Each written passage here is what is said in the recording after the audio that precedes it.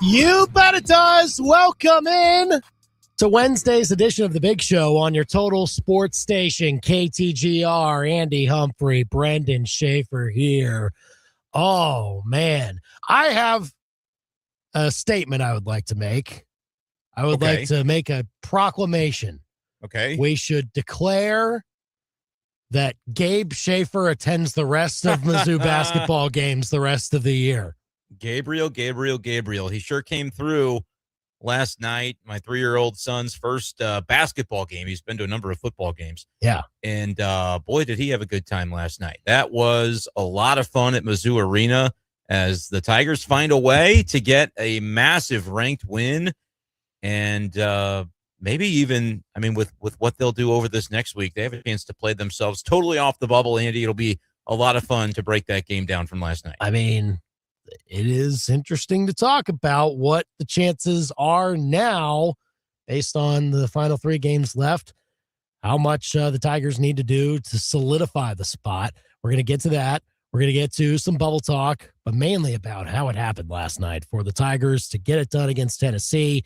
Lots of Mizzou thoughts that we want you to bring to us here on The Big Show. So call or text us today at 573-875-KTGR. We'll talk some combine. We'll talk some interesting rule changes, not necessarily rule changes, but penalties that the NCAA will try to impose, it seems, for transfer wrongdoing.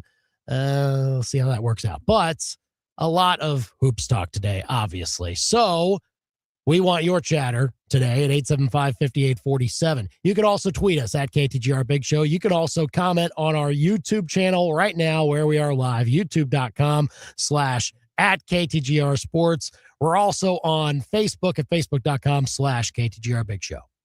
Now, the Big Show's Big Deal. Man, T.O. Barrett took over. That must be what T.O. stands for. 28 points. 12 of 17 from the field, 5 rebounds, 2 assists. Mark Mitchell also had 23 points to really help the Tiger offense. It was mainly those two, but it worked out as the Tigers defeated Tennessee 73-69 last night. Tigers get their 5th quad 1 victory on the season. They are 19-9 overall, 9-6 in the SEC. Joe Lunardi moved them up to the last 4 buys category in his latest bracketology update. So that's good shape for the Tigers on the right side of the bubble as it stands now with 3 regular season games remaining. They're at Mississippi State on Saturday at noon for their next one. So we'll see how that goes. And that is the Big Show's Big Deal on this 25th day of February 2025. Call or text us here at 875-KTGR. They won 73-69. Yesterday, I predicted 74-69. Oh, no. Mizzou. You were so close. Hit your dang free throws. What are we doing? What Come a bunch on. of losers. They only shot 77.8% from the line or whatever it was. Not enough, clearly. If I may, as the official free throw czar, can we begin there? Yeah. Because I tried to remind myself, I'm like, I have to make sure to shout him out. And I knew we'd get to it, but I really wanted to make a point. Jacob Cruz didn't have a point all night. That was, and then he drains 4 key free throws to put away the ball game. Easy to do Clutch. at all. Clutch. Yeah, you hadn't seen it go through all night. He'd had a couple shots, didn't see anything Not go many. through. Yeah. I have to be honest with you. The play they drew up to break that press on his first trip to the line, I thought was great because it's kind of like the wide receiver hiding on the sideline and they can't really see you till the play gets going. You know, the Tigers were all spread out and then they break the press and you go, oh, by the way, there's dudes down in the court ready to maybe make something happen. You can get a lay in, you can get a dunk. Tennessee was pressuring it a little bit to where I think it was the right call to bring it out, kill some time. But I was also wanting to see Jacob Cruz pass it to somebody that had made a basket on the night. Yeah. There are other free throw shooters on the floor that I trust more in those situations. Maybe I need to amend that statement because Jacob Cruz had the confidence. He said, I'm not going to turn this ball over. I'm not going to do anything foolish. I'm going to hold it. I'm going to hit these free throws. We're going to win the game. There's a lot of great performances we want to highlight from last night, but we'll start there because as much as we've harped on free throw shooting this season, it was where it needed to be last night, and it came in through for the Tigers in that win. Yeah, they have not been a good free throw shooting team this year. But 310th moment, in the country in they're percentage, bad. even after last night. They're bad. The percentage will end up being bad for when the season ends, whenever that might be. But if you can continuously get to 20-ish free throws a night and you're hitting 15 of them, like you can win games that way. It won't hurt you. That's what you've got to shoot for. And their goal every game is to shoot or to make more than the other team shoots. And that happened last night. Did pretty well to not foul Tennessee too much to send them to the line. I think they could have ended up with even more than 22 free throws. Mizzou last night. Without question. The reffing was once again very inconsistent. I'm at the arena, right? I don't have access to replay. And so at times I'm tweeting out. I'm like, hey, from my vantage point, kind of look like Trent Pierce got mugged there. Anybody else see it that way? And they're like, yeah, he got fouled. And I get it. It's not just against Missouri that some of these calls are being missed, but you're supposed to have a little bit of an edge at home. And I just feel like that doesn't always happen. That I thought kind of worked against him a little bit.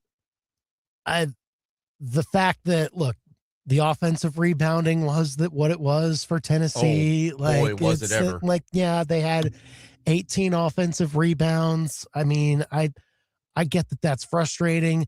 There was a possession early in the game that was like 5 chances. No, listen, that was it was a really rough start. And they ended up with a number that you don't like to give up. Here's the thing, though. They're 45% in offensive rebounding percentage all season. Last night, just that game, they were 46%. So that's like when you're talking about what Tennessee does in their games, that's par for the course. It's just hard to watch it because some of those plays, you're like, that's not Tennessee being great at it. That's us fumbling the ball around if you get 3 hands on it from 3 different guys and you can't bring it in. I'm not saying that there weren't moments that Mizzou could have brought in a few extra ones and helped them out. I will say this, though. They started out giving up 6 straight offensive rebounds before they got their first defensive rebound. It felt that way, too. It felt like it. From that point, for like 14 minutes and 30 seconds of game time, Mizzou allowed 0 offensive rebounds. That's probably for accurate. The rest of the half. That is accurate. And so, that's... You know what? Here's another name we shout out for that. The game started clunky. There were moments throughout this game where we couldn't figure out interior defense. They would cycle Phillips out there. They'd cycle Burns. And then one of them would have a failure defensively. And then the other one would switch in. But Trent Burns, during that stretch that you're talking about, I feel like was a catalyst for settling the game down.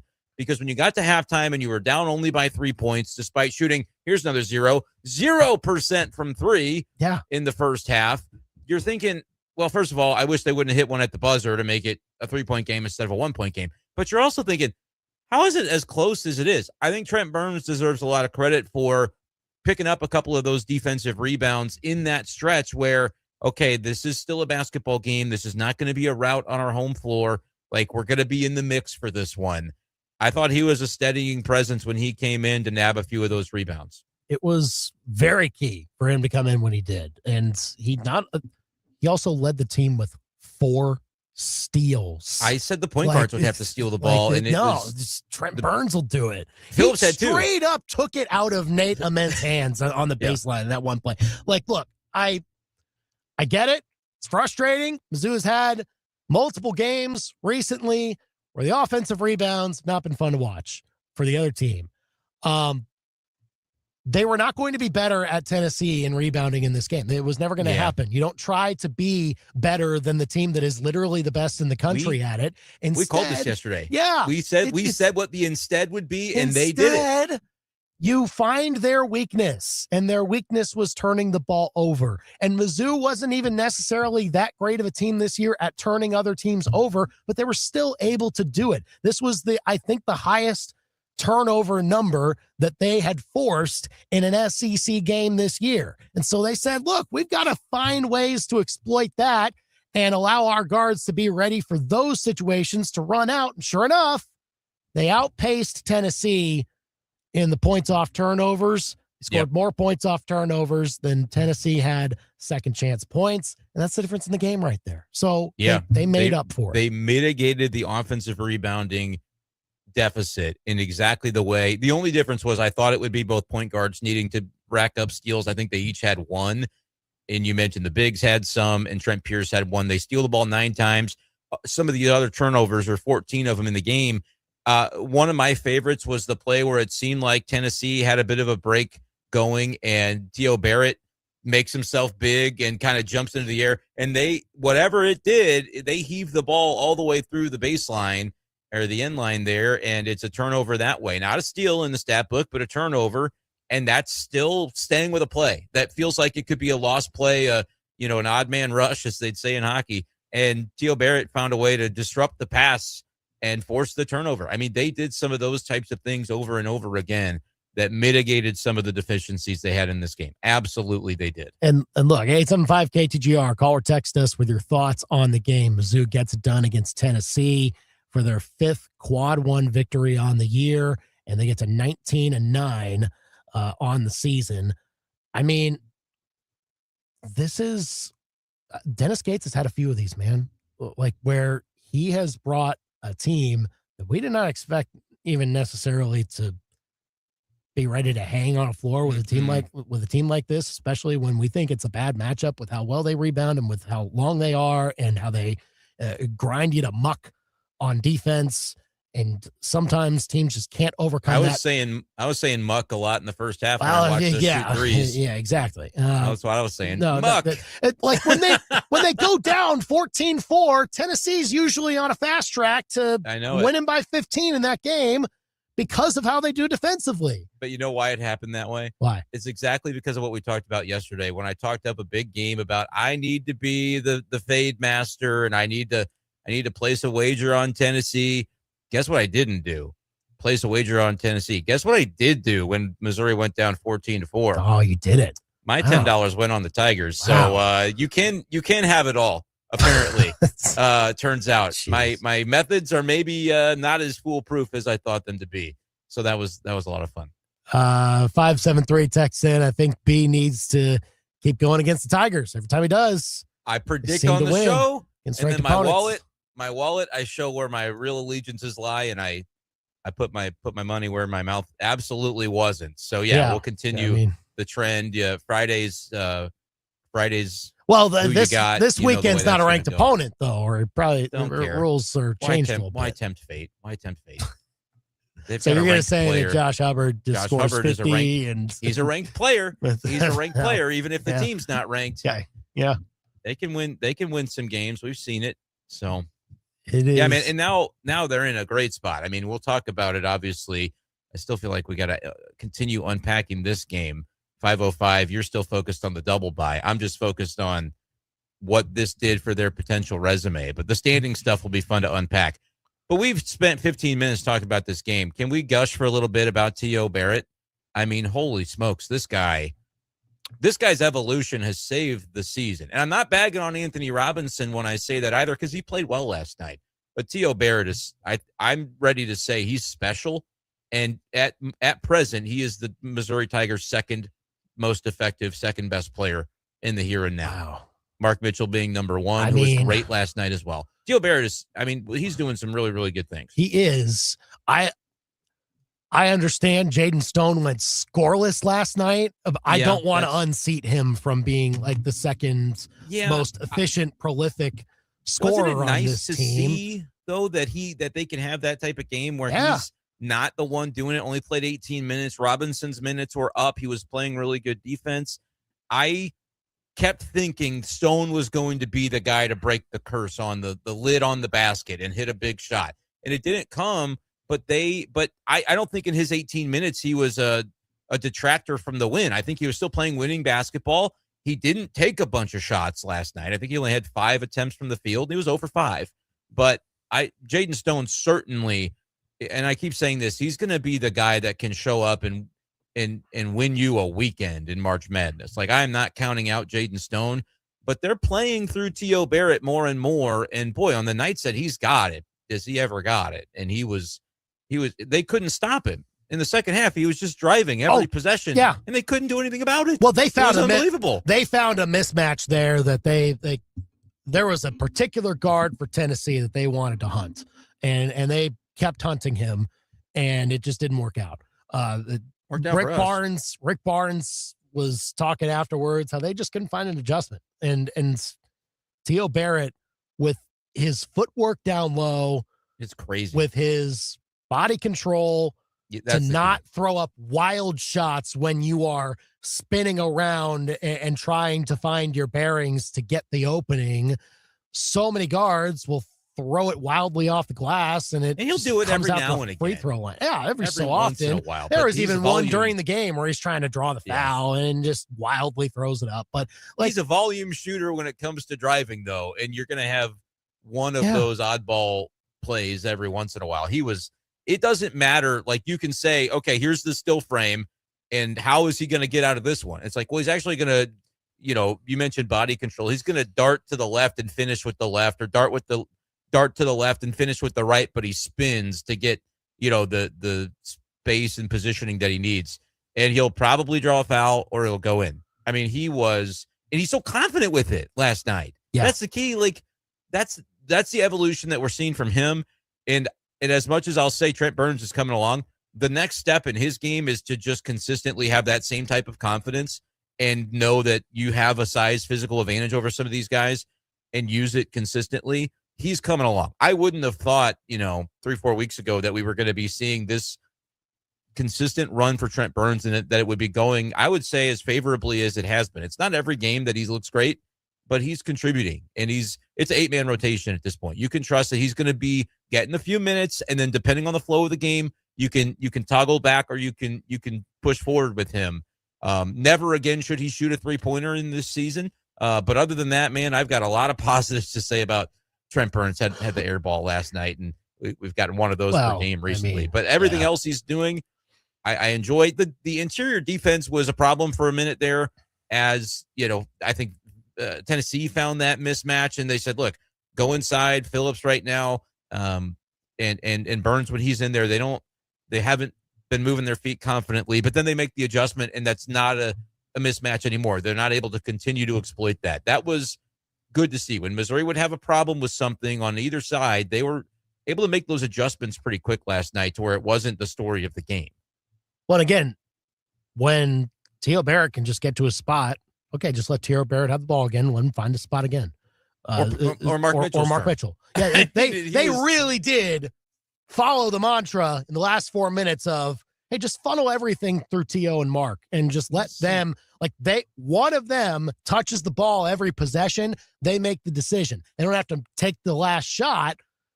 If there's an open three, take the open three, but they're the ones making the decision because Mark Mitchell's such a good passer and because Theo Barrett, obviously the growth that he's shown, knows the spot on the floor to get to for either his best effectiveness or somebody else's benefit. So it is really refreshing to see Dennis Gates trust his guys in that situation and just say, look, we're going to let these two guys run the show for the last 4 minutes because that's what's been working and we're not going to go away from it.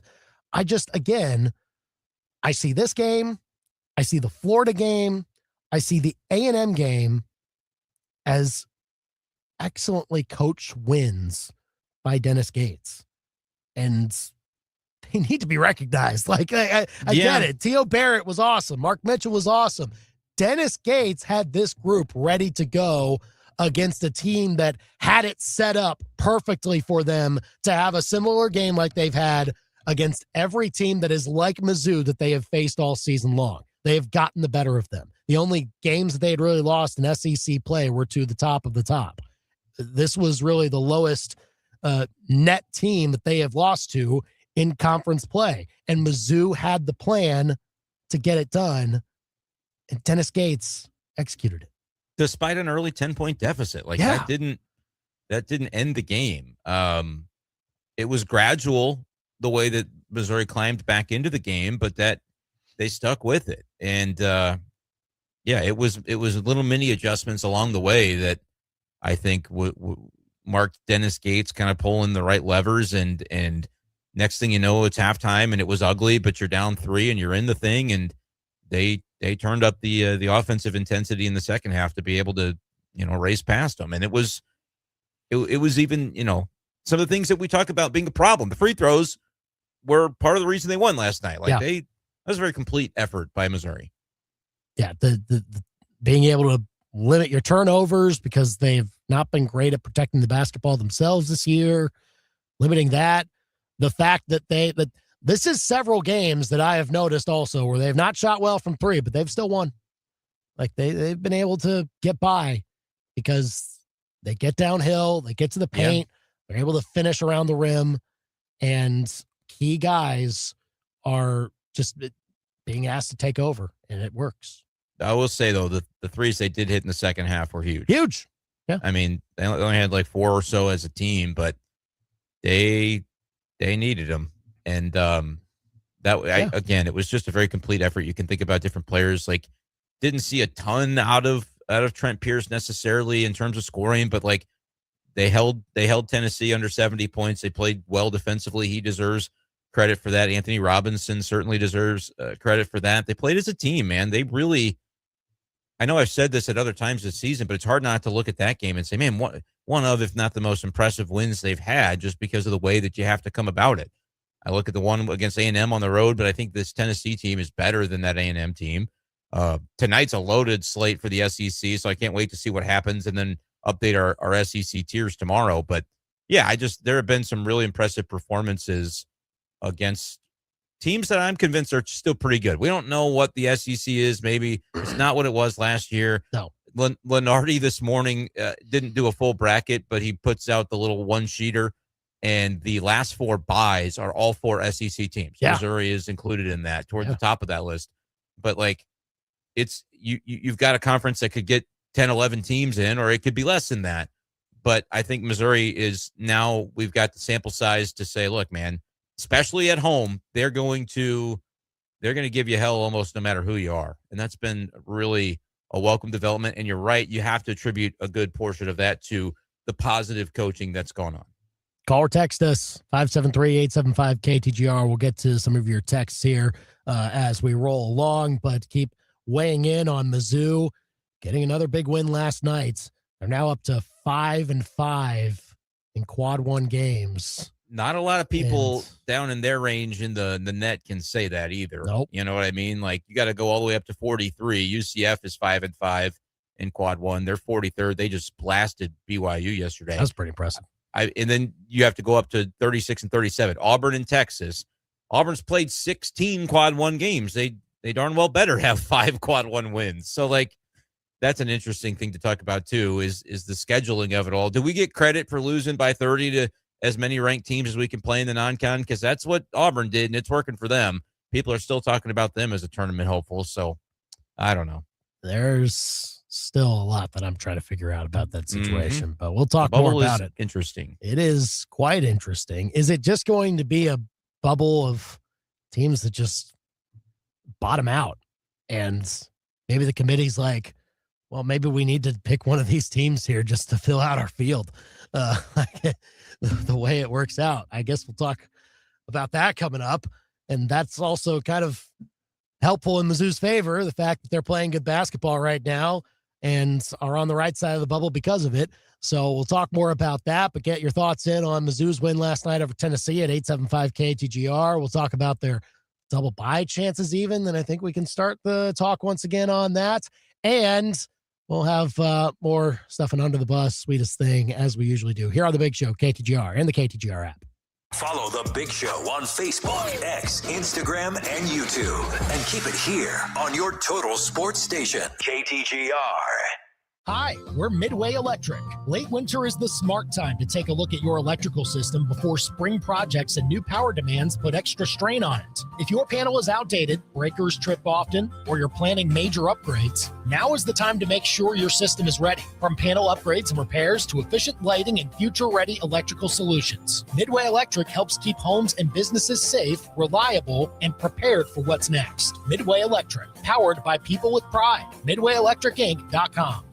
You're a merchant of all things that are man. Firearms, fishing, cars, food, sports. Yeah, the kind of stuff every man always needs more of. So show it off at the Mecca of Man. The 2026 Como Man Show, Saturday, March 14th at the Northeast Event Center where the Boone County Fair is held. It's the best and most fun way to show every man they need what you got. Seriously, by showing them. Bring your best stuff, show it off, and have a blast. For more info on being a vendor at the Man Show, go to ComoManShow.com. My name is Taylor, and I have had insurance with Phyllis Nichols and her team for over 9 years. A auto claim came when my wife was rear-ended. Everyone was safe, but that left a lot of cosmetic damage on her brand new car. We called Phyllis, said, hey, this is what happened, and she's made it a very streamlined process. Phyllis lined out our rental car and made everything just so easy. And having 3 kids and losing a vehicle is a big deal, but Phyllis went to bat for us, got everything lined out, and made it a very easy process.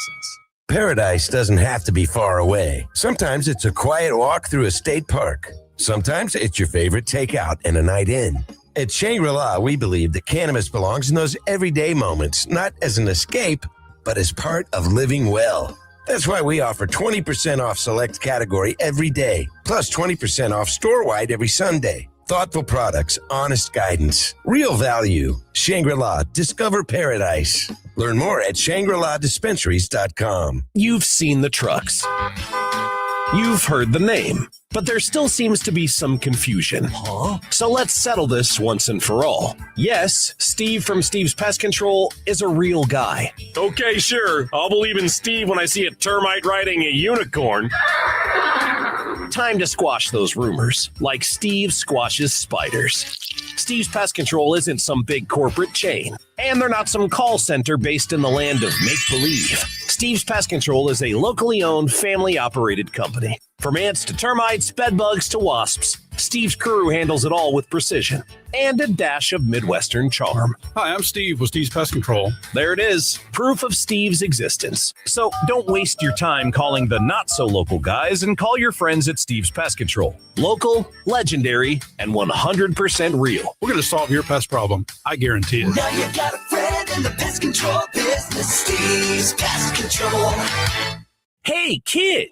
Tired of working out in the peace and quiet of your own home? Why be comfy when you could be cringy? It's about time you signed up for a gymbership. For 12 easy installments of $499.99, you can lie down on pre-soaked workout benches, enjoy awkward locker room talk, and get judged hard by dudes who look like they can rip a pickup truck in half. Gymbership comes with everything you see here, batteries not included. Or you could shop at Play It Again Sports for fitness and workout equipment. Think of them first so you don't finish last. PlayItAgainSportsColumbiaMo.com.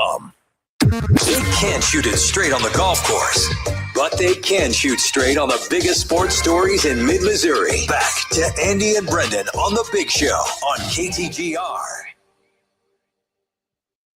Big one for Mizzou last night. They beat Tennessee 73-69. React with us about it here on The Big Show, KTGR, and the KTGR app. We'll call or text at 875-KTGR. James texting in. I like when Barrett and Robinson are on the floor together. Great thing is Gates has several different combinations he can use. I mean, yeah, look, now that you have the ability to trust Trent Burns as a rotation player, that opens up some more possibilities. I think Mizzou needed that at least by the end of this regular season, because sure, you can roll with 7. But if you're rolling with 7 for too long, eventually you start to see the breakdown and the effects of that. Having Burns out there and giving you minutes that are impactful and not like it's holding serve. I think still Sean Phillips is the better player, but you can't have him out there for 30 minutes because A, he likely can't stay on the floor for 30 minutes a night because he's in foul trouble a lot. But B, there's also concerns of okay, our team's maybe exploiting Sean Phillips's weaknesses a little too much. And so can you combat that by bringing a different type guy on the floor that's a little bit longer, still not as seasoned, not as experienced, but is starting to come into his own? I was kind of laughing at how Trent Burns kind of weaved through the lane on the Euro step on that one little play he had, but hey, it worked out. He was able to finish on that play, and that is growth. That is somebody growing up. It's when a guy 7'5" is doing it, it's not going to look like it looks when other people are doing it. It's just we're just going to have to get used to that. But I'd rather see him doing it than not. So there have absolutely been moments for him that you start to go, huh? And I start to think a little bit. I know I'm getting ahead of myself, but a year where T.O. Barrett comes in and is the show at the point guard position. Jason Crow Jr. is the show when it comes to scoring and shooting. And Trent Burns continues to make evolution. And you got two other top recruits that are coming in. Yeah. You'll have some talent to replace Mark Mitchell, Jaden Stone, guys will be leaving. But Dennis Gates, as long as he keeps the core that would be returning, we know that's a perpetual question in the portal era. But there should be a lot of excitement for next year. I want to finish this year strong as well, but I'm already going, oh, this is what we needed. That group of 5 4-stars that we're like, is anything going to come of that? Well, I think we're starting to see it now. I think the quick, synopsis of that, and it can develop over time once we get closer to late March, early April. My quick thought on it is just do whatever you can to keep T.O. Barrett and Trent Pierce. I think you also try to keep Trent Burns. Yes, you do. Yeah, because you got want him to this far. Yeah, you want to see that development continue, and if it does continue, then that could be something you unlock that you want to keep around your building. Yeah, and then those 3 freshmen you add. I mean, other find than me a that, find me a Sean Phillips replacement, and you need go to work. Need another big. I mean, it'd be interesting what you do with Anthony Robinson, right? Like, does he stay around? There's all kinds of questions about it that will have to come about. But it is an important transfer period that Dennis Gates will be entering at that point. If he signs his best transfer big of his Mizzou tenure, they're going to be a really dangerous team next year. Like I'm saying, like if you find a way to upgrade over, and you can debate if Phillips is the most complete big that they've had or if it's somebody else, but like, and I know that we rag on Phillips. I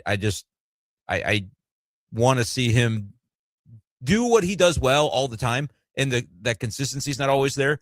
But certainly, I think we're seeing things from him that are contributing to their successes in ways that we probably couldn't say about some of the previous bigs that have been in that role. So you take it, but if you can get even a little bit of upgrade on that position, you'd be really talking about potentially something special. All right, so we're gonna see what happens there in due time, but you've got some things to be excited about potentially later on this year, in the next month or so, because Mizzou's on the right side of the bubble now. Mizzou was included in Joe Lunardi's bracketology as part of the last 4 buys. So if it started today, they're not even going to Dayton, according to Lunardi. Per Lunardi, yeah, right? Yeah, like that obviously can change. The committee can feel differently, but I think Mizzou is in a very good spot when it comes to their resume. They are now at number 37 in the country in wins above the bubble. That game gave them a big boost in that category to add to that number. And so, again, I think the committee is going to be valuing resume more so than the metrics, because that's what they do every year. But now we kind of have a way to quantify the resume. So I feel good about Mizzou's chances there. And I feel even better because they're ahead of a lot of the teams that we're talking about also on the bubble. Teams like A&M, they're ahead of them in that metric. They're ahead of Auburn. They're even ahead of Texas there. They're ahead of Santa Clara and NC State and Ohio State and New Mexico and USC. All these bubble teams, are we sure they're going to finish all that well? As long as Mizzou just doesn't completely bottom out here. Well, that's the thing. Mizzou's in a good spot, but we also know what remains on their schedule, and we know what losing all those games would look like, because it's not like this utter embarrassment to lose at Mississippi State. Well, that's a 5th quad 2 loss if it happens, and that's more than your peers by a good margin in some cases. At Oklahoma is a quad 1 for sure, but kind of a lower tiered one, and so their schedule dictates they've still got work to do. drop your final 3 and feel great. But you win one of the final 3, and I don't think they're in any danger with the strength of some of their wins. And honestly, even if it's just like Mississippi State, I think is the easiest one left. It's the only quad 2 left. But I think if they win that one, it seal it. Like they are. I think so. Like I generally agree with that. Because the flip side to that is the most damaging potential loss that you can take. And if you don't take it, then I don't think you're going to be dinged much if you lose both of at Oklahoma and home against Arkansas the next week and finish 10-8, right? So Oklahoma smoked Auburn last night. Yeah. Like if 15-13 Auburn's not being dinged for it, Missouri's not going to be dinged for it. Yeah, that's what I'm saying. Like Auburn is still in the range for them to make the tournament because I think honestly that's where their metrics are starting to come in because they have a good number there, even though their one-loss record is making people scratch their heads. Like, why are they like safely in according to a lot of these bracketologists? It just doesn't. You got to schedule tough. I hope that's an update that Dennis Gates does think about. And it's like, it's a one-off, so it's not maybe the rule here, but Auburn did schedule incredibly tough. They picked up a couple of those wins. They didn't go 0 in the non-con, but they took multiple losses by 25, 20 points to good teams, elite teams. But I mean, you cannot do any wrong if you play these elite non-conference games. That is what I'm being told, is that you can't do anything wrong because Auburn has a 5-11 record in quad 1, but like, wow, 5 quad 1 wins. Look at all the tough games they play. Yeah. Okay. It helps them. It's an argument in their favor. And look, Auburn did beat Florida. So like, that's a win that ages really well. Sure. Week by week. I can tell you a team that did that too. Exactly. Yeah. Sure. And Mizzou's got more of those to kind of tout recently here. They've both got 5 quad 1 wins, and one team has 5 quad 1 losses. The other team has 11 quad 1 losses. So in 6 fewer games, Missouri has picked up the same number of quad 1 wins. And Mizzou has done more of theirs in conference, which is why their conference record just looks so much more different. And why they are in position for a double bye potentially. And Auburn kind of isn't, right? Like they're definitely playing the first day. Auburn is playing Wednesday. Yeah. Good luck to you. So like, that's something to watch. Like I was kind of thinking about it and like, I kind of hope Auburn actually does play well down the stretch, because if they do, then maybe they can up their net ranking a little bit and turn Mizzou's win against them into another quad 1 for them. So they can have 6. Like that'd be nice. It's a quad 2 right now because it was at home and Auburn is is above 36. They're 36. You have to be within 30 to be considered a quad 1 at home. So like it was a good win for Mizzou. Don't get me wrong. Like that's definitely one that you like to have, but maybe it can be a little bit better if all that. But like all that to say, Mizzou can avoid their worst loss remaining by just winning this Saturday. And with that, even if you lose back-to-back games to close the regular season, I don't think that those 2 losses would overshadow some of the other losses that bubble teams have taken recently and have gotten dinged for. I just don't think that difference will be made up. I think Mizzou's done enough by that point, assuming they win this Saturday, to show like, hey, we finished 10-8 in the toughest league. It may not be as tough as last year, but still the toughest league in the country. Put us in. Yeah, I think that's pretty much right. You're talking about Auburn turning into a quad 1 got me looking at the schedule. Georgia's at 33rd in the net. That could turn into a quad 1 loss if they finish strong. So just some stuff that I'm looking at there. They're part of that big night in the SEC tonight. Georgia goes to Vanderbilt, which I don't know. I think anything could happen in that game. Vandy probably handles it, but Georgia's played well lately. Who do you want to win? Maybe a little rooting guide action for today. Yeah. Yeah. I mean, oh boy, probably I don't know. Does it matter that much? Other than this little deal where if Georgia wins, they're probably Mizzou's game against them is a quad one retroactively, because they also play South Carolina and at Mississippi State. Georgia can probably win 3 of their final 4 if they win tonight. But is there still a realm in which Georgia goes the other way and misses the tournament? I don't really know if that's I don't think so. in play. They're ahead of Mizzou and all these other SEC bubble teams that we're talking about. I I don't know. Is there a right answer here? I mean, Georgia had a really good non-con, only one loss, and it was in overtime to Clemson, who's 40. They're a tournament team. Yeah, they're in. But and like they have wins over Cincinnati, Florida State, Xavier. Like there's some, they didn't hurt themselves in non-con play at all. So I think that's what's really buoying them. And then on top of that, they've got to win over Arkansas in conference. They went to Kentucky and won. So like I can see Georgia not as a strong tournament team. I think they're either an 8 or a 9, but I will not be writing them in my bracket. I can tell you that. I don't think so. Almost no matter who they're facing. But I think you can call them in. Like it is very interesting how teams are clustered up in the bracketology projections. Yeah. In the all SEC. the last 4 buys are SEC according to Lenardi. Right. And then All 4. Lenardi also has like 4 or 5 teams bunched up as 4 or 5 seeds from the SEC too. Like he's got Florida as a 3, kind of on the edge of 2, but then he's got 4 other SEC teams between 16 and 20. You know, it's just everybody is clumped up together, which has kind of made the tiers sort of easy recently. Yeah, maybe we'll talk about it tomorrow. And see maybe there's chaos tonight that changes it, but that's kind of true. No, I think, I'd be fine with Vandy winning that one. Maybe more so for the stand. We could talk more about the standings at 505 for Mizzou's double bye chances, but like I maybe think Vandy for that. A&M Arkansas is fascinating. No clue, honestly. Yeah, you're getting a good result in that.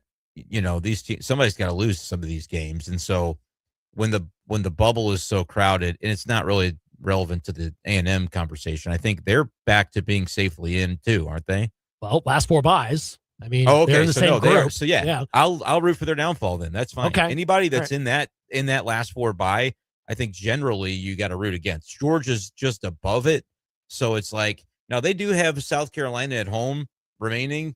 If hell freezes over and South Carolina wins that game at Georgia, then maybe Georgia's like free falling toward the end of the season. But I just don't think it particularly likely that Georgia's going to drop all of their last 4 games and be on this bubble conversation.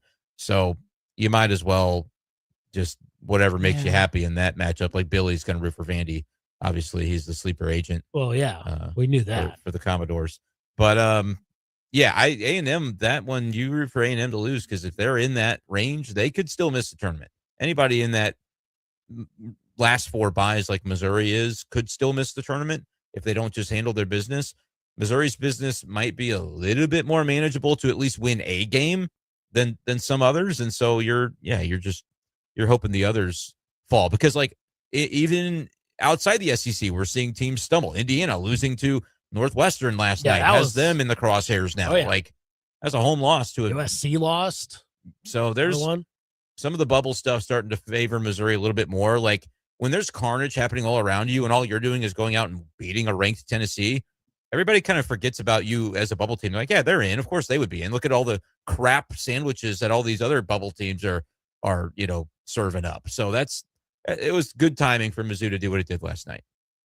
So will Mizzou climb back into the double bye conversation through all of that?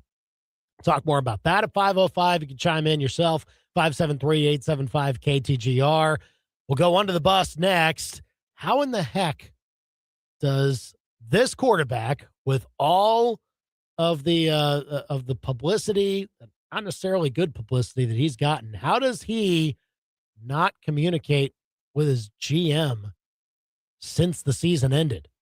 And now we're at the combine. How does that happen? We'll get to that next. Now, your local Sports Center update on your total sports station, KTGR. Good afternoon. I'm Billy Jones. This Sports Center update is with Lee's Tire Company. It's round and rubber. Lee sells it FleeceTireCompany.com. Missouri men's basketball notches a monumental victory over 22nd-ranked Tennessee last night at Mizzou Arena. Tigers won 73-69. T.O. Barrett finished with 28 points, including 5 rebounds and 2 assists. Mark Mitchell right behind him with 23 points and 3 rebounds. The Tigers now, according to ESPN's bracketology expert Joe Lenardi, are sitting in the last 4 buys category. Next up for the Tigers, a date on Saturday with Mississippi State. Tip-off set for noon. Pre-game show will begin right here on KTGR at 11:30. Mizzou women's basketball continues their run of top 10 matchups tomorrow night as they take on the Gamecocks of South Carolina, ranked 3rd in the country. Tigers lost big in Baton Rouge last Saturday to LSU. They'll finish the season against 7th-ranked Oklahoma. Tip-off set for 6:30 tomorrow. Pre-game show will start at 6:15 right here on KTGR. Up next, your ABC 17 Storm Track forecast.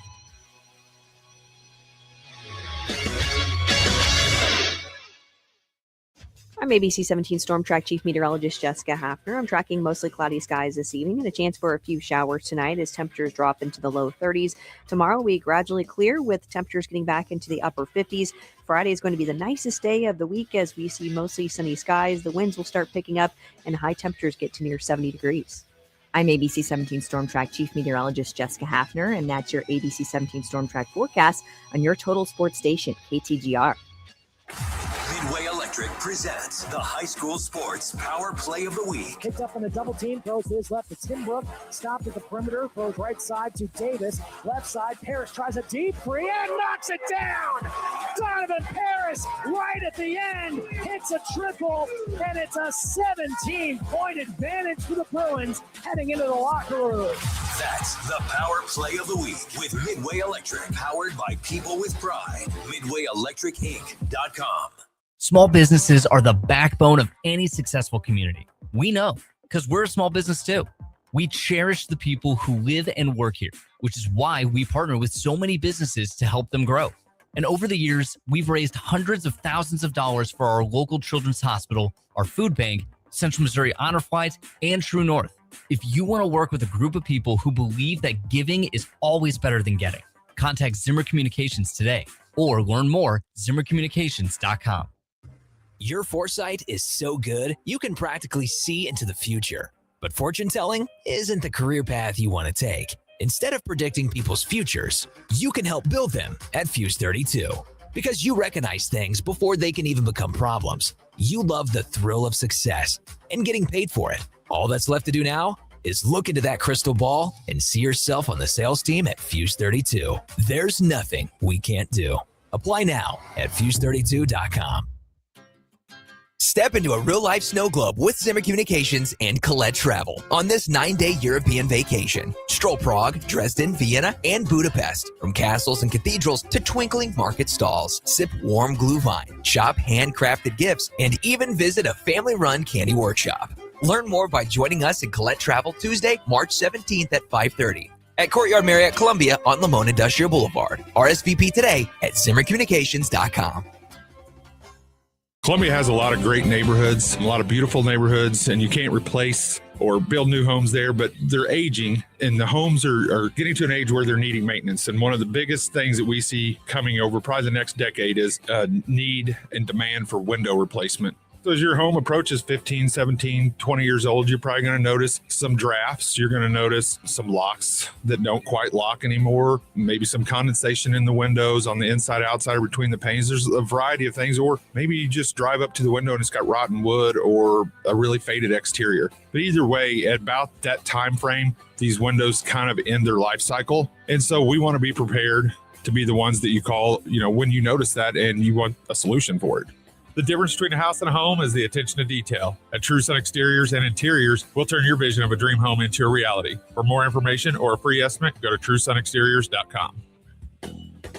TrueSunExteriors.com. As we get into the heart of basketball season, 1851 Underground Tap and Grill wants to remind you, whether you need a place to grab a bite after a local high school or college game, or you want to plop down with some friends and watch some of that college conference action on TV, they've got a spot for you. Your favorite cold beer or cocktail and delicious appetizer or dinner options on the menu. Check them out on Facebook or at 1851underground.com. It's no secret that it is underground. 1851 Underground Tap and Grill in the historic Brick District, downtown Fulton. Brian Ware Plumbing and Restoration has answered a lot of your calls over the years, and you've helped him grow his business immensely. So he wanted to take a second to say thank you.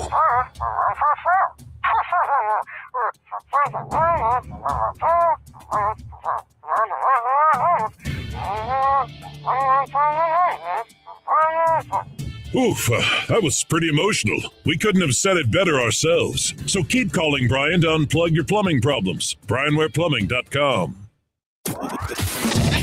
Tired of calling Andy and Brendan? So are their wives. Then shoot them a text right now. 573-875-KTGR and become part of the Big Show. It's time to go under the bus on the Big Show. I don't think that Kyler Murray should be Arizona's quarterback next year, but they should at least communicate with him about whether or not he is, right? Monty Ossenfort, GM for the Arizona Cardinals, said that he has talked with Kyler Murray to discuss how last season unfolded, but apparently a source told ESPN that the two have not talked since the season ended. Oh, boy. So I guess I kind of read that as a source maybe from Kyler's side, not necessarily Kyler saying it, but someone from his camp maybe leaking that no, they have not reached out to us at all about any of that. Just so it's clear, put the ball in their court a little bit. Boy, first of all, not sure how much of a fan I am of how the Cardinals are managed at this point, but at the same time, Kyler Murray probably should be moved on from if you are the Cardinals. And if you're going to do that, maybe let them know. Like they at least told two of that in the Dolphins camp and Kirk and everything else. Yeah, like even though the league year doesn't start yet, you can have those conversations with the player to let that person be able to brace for what's coming and plan for it, I just think that situation is not going to get better anytime soon. So under the bus. He said, she said, for that type of stuff. And then under the bus also to a poor umpire, Mitch Tresiak, I think is how you say it, working Pirates Red Sox today in spring training. And, ABS overturned him like 5 different times in the game. One of them was right down the middle, and the broadcaster even pointed out, and he's saying that one was right down the middle as a strike. I mean, this guy, I think he's a AAA umpire, so I don't know if he'll get a chance in the big leagues. We'll see. But this is going to happen to a big league umpire at some point. They're just going to be corrected like 6 different times throughout the course of the game. Bring it on. This is what we've been waiting to see for a while now. And look, there will be the stories coming out about how umpires are actually really, really good because, they don't get too many of these calls wrong. That's fine. This isn't about skewering the umpires. It's about getting the calls right. And the ones who are doing a poor job will be revealed. It's going to be revealed. Wilson Contreras had a couple of those successful challenges too for the Red Sox in that game. Former catcher knows the strike zone. He does know. That's that will be interesting to see. And yes, whoever gets that first real call out consecutively is gonna really feel it. It's time for the sweetest thing in sports on the Big Show. I know I sound like a broken record every year. I don't care. This is an excellent week because it's the Misha Wrestling Championships happening all this week at Mizzou Arena. They started today. Small schools are competing today and tomorrow. Large schools Friday and Saturday. These are some of the best athletes that the state of Missouri offers. And they all get to showcase it here in Columbia throughout a whole week. Congrats to all of those young kids for making it that far. And good luck this week as you go for that podium. We'll see how it goes. A lot of good stuff. It's always great to see this event come around, and a big-time event for those kids, for sure. 96th boys wrestling championship in history in Misha. It's one of the longest running sports in the state. Misha's been around for 100 years. And 8th year for the girls' side, obviously growing each and every year. So you love to see that. So congrats to all of the wrestlers who made it that far. Good luck this week as you compete. And huge congrats to all the coaches who make that happen, too. They do an excellent job of growing the sport here in Missouri. All right. We're talking more Mizzou. Of course we are. That was a big win last night for the men's hoops team. Is it able to start up the double bye talk again? I think so. Talk about that possibility at 5:05. Some Chiefs talk at 5:25. Ben Johnson had some praise for Eric Bieniemy that I think could signal sign of things to come. We'll get to that here on The Big Show.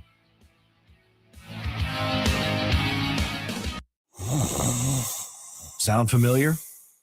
At Mattress Firm, we understand there are many problems that can keep you up at night, like snoring, aches and pains, or sleeping hot. Our sleep experts have the unrivaled know-how to match you with a mattress that can help. And now at Mattress Firm, save up to $700, plus get a free adjustable base with select Sealy Posturepedic mattresses. For the great sleep you deserve, visit Mattress Firm. We make sleep easy. Restrictions apply. See store or website for details. Did you hear? Allstate car insurance now costs even less. So when you bundle with home, you can save even more. Check Allstate first to bundle and save with a new lower auto rate. You're in good hands with Allstate. Not available in every state. Only applicable for new auto insurance business. Rates will vary by several factors, including how you purchase the policy. Potential savings may vary. Allstate North American Insurance Company and Affiliates, Northbrook, Illinois. Hi, I'm Sarah Sticklin-McDonald. And I'm Charlie Sticklin with the Sticklin & Sticklin Law Firm. And I'm Mizzou Softball's Natalie Touche. At Sticklin & Sticklin, all we do is personal injury. We've earned millions for our clients since 1991. On the diamond, I trust my team. Off the diamond, I trust Sticklin & Sticklin. Don't let the insurance companies strike you out. Let Sticklin & Sticklin go to bat for you. Sticklin & Sticklin, it's a home run. This is the year she gets an upgraded diamond, the year that dad finally gets his retirement watch, and the year that your daughter graduates, so you give her the necklace she's always dreamed of. Family Pawn is not your traditional pawn shop, but they are your secret to saving big on stunning jewelry for every occasion. Family Pawn, where you'll find timeless treasures for a fraction of the cost. FamilyPawn.com. Not your traditional pawn shop. Family Pawn. KTGR AM. K286CL Columbia, in Missouri's total sports station. KTGR. Sports Center. I'm Christine Lisi. The status of Cavaliers guard James Harden's unclear tonight against the Bucks in the second half of a back-to-back. He's listed as questionable with a non-displaced fracture of his right thumb. He's been evaluated by a hand specialist and will not require surgery. Harden will undergo treatment and further evaluation.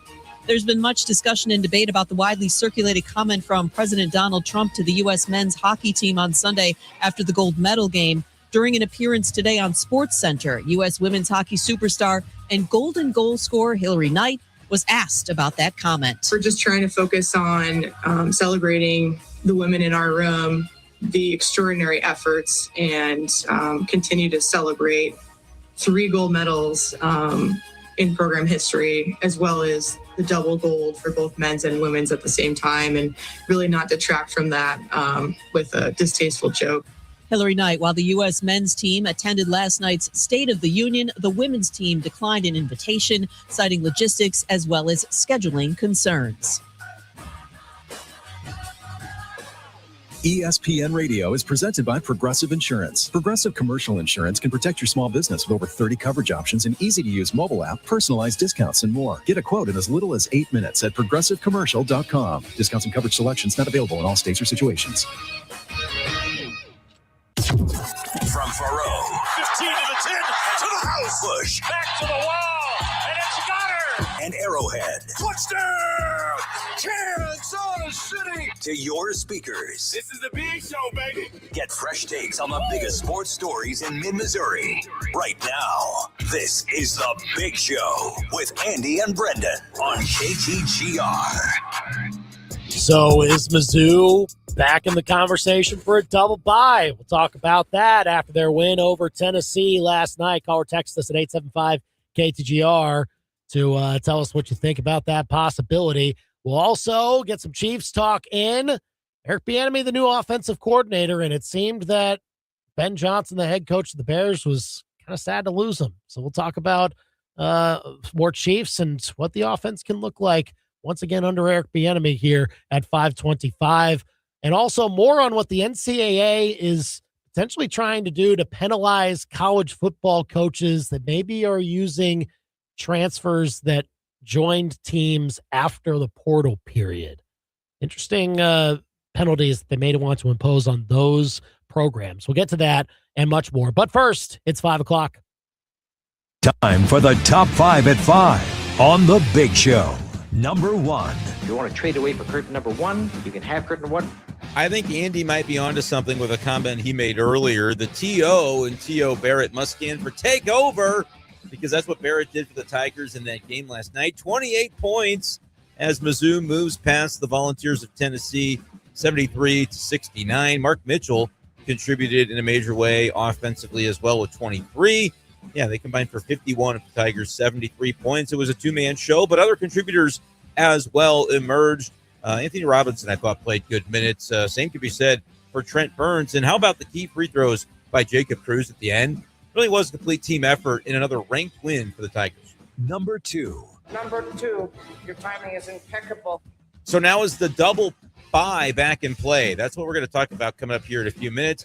My hot take, I don't even really want it that bad. I don't think it's particularly important. Might even be the Tigers' benefit to play one round earlier. I do want a single bye. Don't let me play on Wednesday. But, yeah, we'll do some math on it and talk about if the double bye is back in play.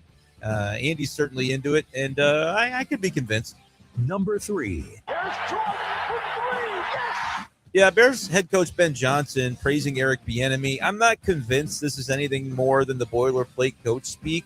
You're not going to say anything negative about a coach who takes a new role and an elevated role as Bieniemy becomes the Chiefs' offensive coordinator again. But Johnson did speak to the impact he felt Bieniemy had on the Bears. Are we heading into this really thinking the Bieniemy hire is a good one as time goes on? I think we saw it for what it was, but certainly if you're looking to be convinced that this was the right move by the Chiefs, maybe some praise from the Bears head man is good to hear. Number 4. Oh, shanked it. Nolan Gorman's a name I'll be watching in Cardinals spring training camp pretty closely. Just given the role, he's going to be third baseman and probably going to be batting in the middle of that order for the Cardinals this year, come hell or high water. 3-run homer today in a 6-0 win over the Mets as the Cardinals spring training continues. I think if he hits enough of those, I don't really care how many times he strikes out. I'll be comfortable watching him in the middle of the order. You got to counteract the good with the bad. I do want to see, though, what his defense at third base looks like this year. Not totally sold on him there. But, again, it's kind of a rebuilding year for the Cardinals, and I think you can afford to take a long look at guys like Gorman. Number 5. What is the 5 fingers? Say to the face. Slap. It really is a loaded night tonight in the SEC. I'm glad that Mizzou got its win yesterday, and now we can just enjoy. But my goal is to just root for teams near the bubble to lose. Auburn cooperated last night. Maybe Texas A&M's turn tonight at Arkansas.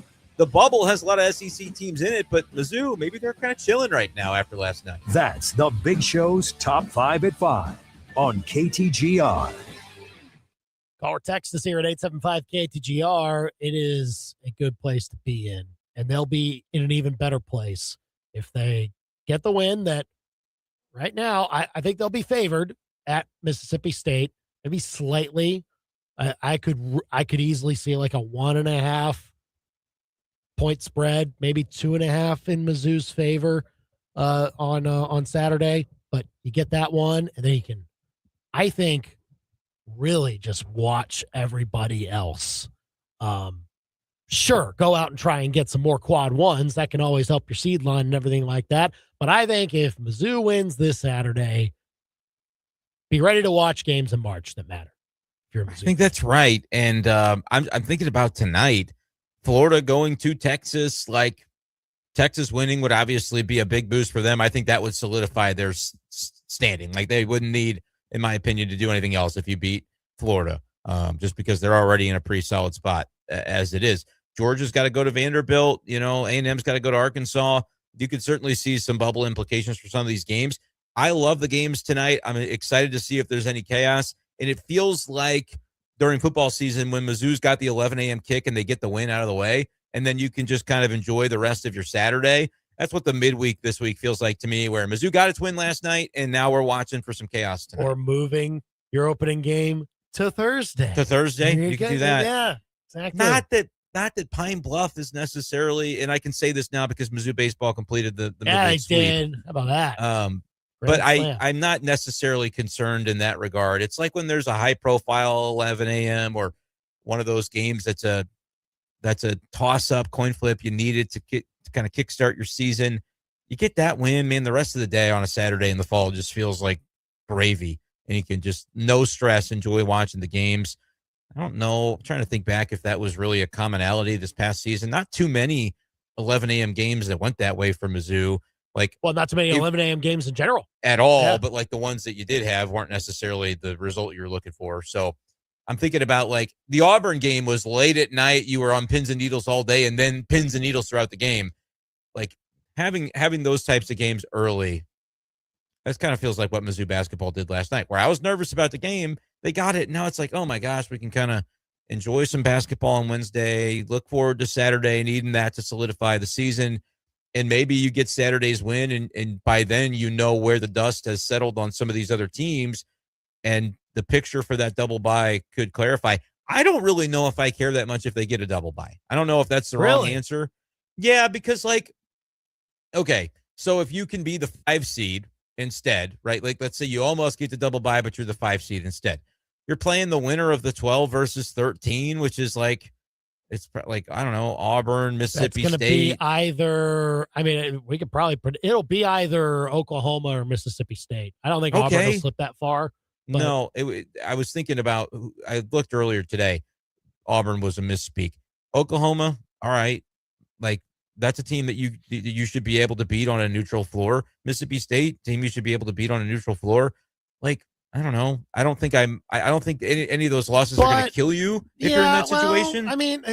But that's also why I want Mizzou to win this game this weekend. Because that is a loss that out of the ones that are left, it can hurt you the most. And I actually don't want to see another team like that Mizzou would have to play in that situation. No, two things. First of all, I think you should shoot for it. It means that Mizzou got to, I think, at least 11 conference victories. Yeah. And that's the committee's going to look at that and bump you up a seed line. And I think that's going to matter. And I guess my thought is if you're 5th because your 11 wasn't going to beat somebody else's 11, I'm not really going to care that much. Right, yeah. You're 11-7, you're in the tournament. I don't care what happens after that. So at that point, I think Mizzou getting to that type of record is certainly meaningful for that conversation. Yeah, I want the 11. That's my goal. More than getting to the double bye. The other thing is, look, Mizzou had never gotten the double bye before Dennis Gates got here, and then if they do it this year, he'll have done it twice in 4 seasons. Like that's meaningful. Yeah. I mean, and they've gotten as close to winning this tournament as they've ever been that first year when they started with the double bye. They won that game, I believe, against Tennessee. It was in that first one, and were able to at least take their shot in a semifinal at Bama. Against Bama, but it didn't work out that way because Bama's pretty good. But having a chance to be that close to capturing a tournament title like that, even though they might not get it, I still think the symbolism of that shows you what the turnaround has been, because you couldn't have even dreamed of that at the end of December. That was just not even on your radar at all. You're like, okay, how can we get at least a little bit of momentum for this year going into a year that's going to be much more important next year when all the young talent comes in. But no, they've turned it into, no, we can make the tournament with this team, and we can have upward trajectory in a conference that, albeit a little less tough than it was last year, still the toughest in all of the land. Like, if they get to double bye territory there, that would be an excellent turnaround that I think might give Dennis Gates Coach of the Year candidacy in the SEC. I don't think that's even a crazy statement either. I don't think he would win it. I don't think he would win it, but you have to look at him as a consideration for that if Mizzou gets into double bye territory. By the way, just while we're doing this, who do you think would win it? Probably Nate Oates, because he lost one of his star players during the season. Golly, it's such a terrible situation. Had to play without Bediako. Right? Yeah. No, please no. Bucky McMillan gets consideration for sure. Todd Golden, obviously. I mean, it might just be Todd Golden. Yeah, we always look for the more creative answer, and maybe it's just the best team at times. It's always the award of we didn't think your team was going to be this good, but maybe in this case that's not how it should be. I forget where Mizzou was picked preseason in the SEC standings, but I want to say it was around 11th, lower middle. Yeah, if they finish 4th, that'd be meaningful.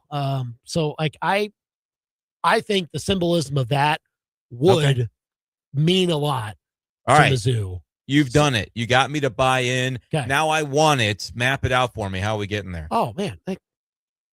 First of all, at least 2 wins rest of the way. Yeah. Don't think you can get there at 10-8. Tennessee is in the 4th spot. They are already at 10 wins. Even with last night's loss, they're going to get at least one more. They get South Carolina on the schedule. They have 2 toughies, though.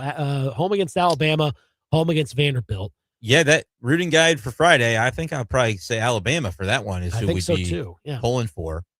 Because you just want it, because you've lost to Alabama, and so you just want them to keep rising. Like, they can take the 2 here. Florida can take the 1 seed. Alabama can keep winning and take the 2. But can't that work in reverse, though? Like, you've lost to Arkansas, you've beaten Florida. Like, you play all these teams. I don't know if there's as much of that as there would be in football. But I also say it doesn't hurt you for Alabama to be elite and be it doesn't hurt you at all, especially when they're bracketing the field. It doesn't hurt to look up and be like, all right, Alabama's a higher seed than we thought they were going to be. That's another team that, Missouri had to play. The conference looks better when you've got some top heavy aspects of it. And I think they need Alabama or Arkansas to kind of move away from that. You talked about Lenardi kind of clustering a lot of teams on that 4-5 range on the seed lines. I think you want to see a couple teams kind of get above that other than just Florida, I get it. It's more of the case of, I don't think Florida can be caught by Mizzou. So I don't think they'll be able to benefit from having a potential tiebreak on Florida. No. So I agree with you. So there's the tiebreaker. It's really the one spot.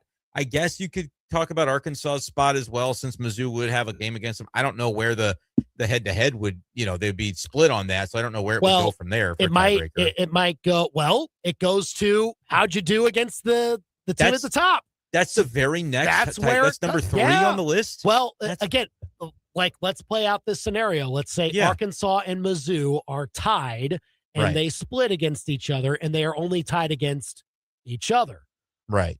Then it goes to, how'd you do against the number 1 team in the standings? We beat them. You beat them, and Arkansas did. Well, they're about to play them on Saturday. So wow. Okay, that's going to be fun. Go Florida, right? Yes. Yeah, I think so. Absolutely go Florida. That's easy. So that actually does change it. I think you've got 2 spots up for grabs here if you're Mizzou. Right. It's not just Tennessee's spot where you're a game back of them in the loss column, but you have the tiebreaker over them now. Arkansas, does that change your thoughts on tonight's game? Because we were asking about the A&M Arkansas thing from the other angle. About, A&M's on the bubble. I want A&M to lose. The other thing if is Arkansas should lose, that changes the math a little bit on that double bye thing, maybe. But also A&M's in that mix too, because A&M's 9-5, and if they lose, then you hop A&M. So like you still have some teams to hop. Right now, Mizzou, if it ended today, they're 6th. Right. They're tied for 6th with Kentucky, but they have the tiebreak on them. So like if A&M loses and falls to 9-6, Mizzou will have beaten both of those teams. They'll hop both of them and be 5. So like there are still teams to hop in addition to looking at who's in the 4 right now and seeing how can you catch them. Texas and Vanderbilt also half a game back if they win tonight. That also is something you got to watch too. Yeah. Yeah, but Vandy, you've got the tiebreak over Texas. You wouldn't. A&M's schedule the rest of the way. They host Texas and Kentucky before going to LSU.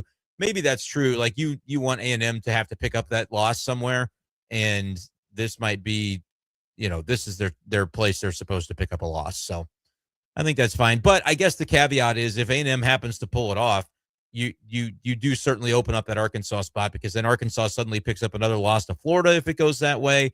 And then Mizzou beating Arkansas in the head-to-head is how they pick up their 7th. And so 11-7 becomes a winning tiebreaker over Arkansas for Missouri as well, which they'd have that over a number of teams, but that would be the path to getting it over Arkansas if they happen to lose tonight. So for all of that, I think you hope for Florida to get the 1. Alabama, I mean, yeah, it'd be interesting to see if you can take their spot. I just don't think they're giving it up. I think they'll not worth it. Not worth it because they have the tiebreaker over you. The only reason the Arkansas, Bama and Arkansas are tied for 2nd at 10-4. The only reason the Arkansas one matters is because we're factoring in a head-to-head win over Arkansas to then move the tiebreak criteria to how'd you do against Florida, which we would say we beat them. In this scenario, Arkansas will have lost to them on Saturday. So Bama, you're good. You're good. Yeah, go ahead Bama can go ahead and win. Lock up your spot. You'll be playing on Friday for your first game. There are ways to catch Tennessee. There are ways to catch Arkansas. And again, what's in Mizzou's favor is that they have beaten a lot of teams around them. They've beaten Vanderbilt. They've beaten Kentucky. They've beaten A&M. They've beaten Tennessee. And even if they tied with all of those teams and Texas was in that mix, like Mizzou could still be above Texas in that tiebreaker because of how they have done against the other teams, and Texas hasn't done as well against those other tied teams. So if it's a big 3 or 4 team tie, Mizzou, if they're tied with a lot of those teams like Kentucky and Tennessee and A&M, then they can have the upper hand, even if there's a team in there that they have lost to. In Texas, again, they play Florida in 42 minutes. So they're probably picking up another loss, but even if they don't, they still play A&M and Arkansas, where those are teams in this conversation that somebody's picking up a loss from those head-to-heads that have yet to be played. So it's actually pretty plausible if you're Missouri and you win Saturday against Mississippi State, where a lot of these other teams are playing some of their marquee games for seeding purposes in the conference slate. Like, I think it could end up being more of a favorable path after Saturday finishes. If Mizzou gets its job done and some of those other games go your way, there's absolutely a path to this double bye, which you have now convinced me is something I want. So there you go. Look, single bye is good too. I mean, they can play on Thursday and pick up a win that adds to their resume a little bit, but only a little bit. And it can't. I think anything Thursday. The reason I said just at least get one bye, because I don't think anything Thursday is really gonna tear you up too terribly bad. Like if you're now maybe you've pointed out that this 5 matchup with the 12 or 13, Mississippi State is kind of a lower team in the net than some of the teams higher than them in the standings, maybe. But I would look at it and say, like, if Mizzou's 10-8 and they're on that line between number 8 or number 9 seed, I think it's a huge difference, because if you're the 8, you're just rooting for the 9 seed to win against the 16, and then you play the 9, and it's like that's a tournament team too, probably. So it doesn't kill you to lose. If you're 10-8, I think that's the thought. And then if you're 10-8 and you are on the wrong side of that bubble because it's like a Georgia or something that you're up against and they've got the head-to-head, then you would just look at it and hope to make sure you don't lose to the 16 seed. And then Thursday's game can't kill you, even if you have to play on Wednesday. So there's a few paths here. All of them lead to just handle Mississippi State, and it gets a lot easier. And we're talking about luxury stuff beyond that. Yeah, Billy. Conceivably, if Missouri is able to pick up and sneak into the double bye spot as the 4 seed, let's say they win Thursday, probably over Tennessee. or Arkansas, what are the chances they go and beat Florida again, this time on a neutral floor? Yeah, probably not high, I would think.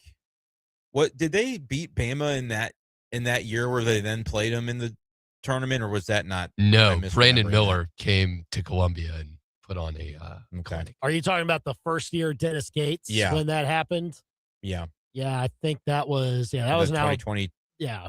2022. No, 23 actually. Yeah. Alabama came here and won by 21. So that was the game where I think Kobe Brown was hurt or sick or something like that. Okay. So Mizzou didn't have much of a chance there. I think oddly enough, let me see. Did Isaiah Mosley play in this game? He did. So Kobe Brown didn't play, but Isaiah Mosley did. You really talk about a blue moon. Points. My goodness. That was like a breakout game for Mosley. Okay, all right. Well, if you add him in, I have totally totally pushed that to the back of my mind. That whole deal was a nightmare. Oh yeah. Just never knew what was going on. That was really odd. Yeah, no, that was that was a tough one. Alabama was going to be a tough customer no matter where you played them. It was just really impressive, I think, to see Mizzou get yet another quad one in that setting against a team like Tennessee, because the SEC wasn't, it was starting to come up, but it wasn't to nuclear levels like we've seen last couple of years. Yeah. As far as conference strength. And no, so that Tennessee win was big. I remember seeing that and instilling some confidence that they might win a game or two in March, which obviously they won in March Madness, but not the one that they probably should have won. See another one there. This is a tough existence. Yeah. Maybe I never bring Gabe to another Mizzou game because he want to know as a basketball fan. Why do you need to mess that up? Yeah, that's true. It's all good. There's really no losing as a Mizzou basketball fan. You just win, as you saw tonight, son. Dad, why didn't we ever go back to Mizzou Arena? Don't worry about that. You're doing your part, son. You're asking too many questions. Oh, man. 875-KTGR. Give us a call or a text. Mizzou, double bye. You think it's possible? As the Tigers are right now 6th, have a chance to maybe be 5th by the end of tonight if Texas A&M loses to Arkansas, and only one game back of Tennessee for that 4th spot.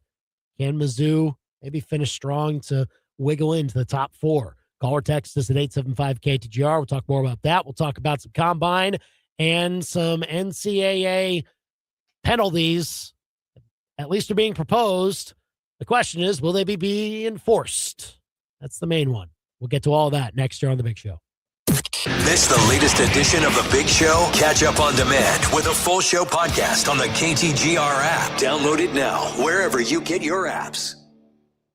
Life has many sweet sounds. Whether it's being enchanted by the coo of a baby, enthralled by the refrain of a favorite song, or even enlightened by a celebration, hearing connects, informs, and engages us with the world. At Hearing Aid Consultants, helping people hear better is our passion. Set your hearing baseline now so you don't miss the sweet sounds of life. Hearing Aid Consultants in Almake Repair Lab. We are here for you today so you can hear tomorrow. HearingAidConsultants.com. Paradise doesn't have to be far away. Sometimes it's a quiet walk through a state park. Sometimes it's your favorite takeout and a night in. At Shangri-La, we believe that cannabis belongs in those everyday moments, not as an escape, but as part of living well. That's why we offer 20% off select category every day, plus 20% off store-wide every Sunday. Thoughtful products, honest guidance, real value. Shangri-La, discover paradise. Learn more at ShangriLaDispensaries.com. 'Tis the season for love. In this month's issue of Inside Columbia magazine, we've got the Valentine's Day guide for those who are single, already taken, and it's complicated. Meet 2 local business owners who are redefining hospice and elder care. Plus, go behind the scenes and see how this issue came together on our Instagram page at Inside Columbia. This and much more in Inside Columbia magazine. Get yours at break time convenience stores or subscribe at InsideColumbia.net. My name is Taylor, and I have had insurance with Phyllis Nichols and her team for over 9 years. A auto claim came when my wife was rear-ended. Everyone was safe, but that left a lot of cosmetic damage on her brand new car. We called Phyllis, said, hey, this is what happened, and she's made it a very streamlined process. Phyllis lined out our rental car and made everything just so easy. And having 3 kids and losing a vehicle is a big deal, but Phyllis went to bat for us, got everything lined out, and made it a very easy process. Another winter inside, looking at the snow in your yard that you can't write your name in because you didn't order your new deck from Crutch's Custom Exteriors in time. Don't look ahead to spring cleaning. You're ready for spring peeing and April showers with Freedom Stream powers off your new Crutch's deck. They can build your pee platform in the winter so it's ready for you to splash your autograph in any springtime snow that's left. CrutchesCustomExteriors.com. True beauty is on the outside. Hey, construction dude, congrats on the killer contract in Cape. Sweet. So, how are you going to get that Mongo crane down to the job site?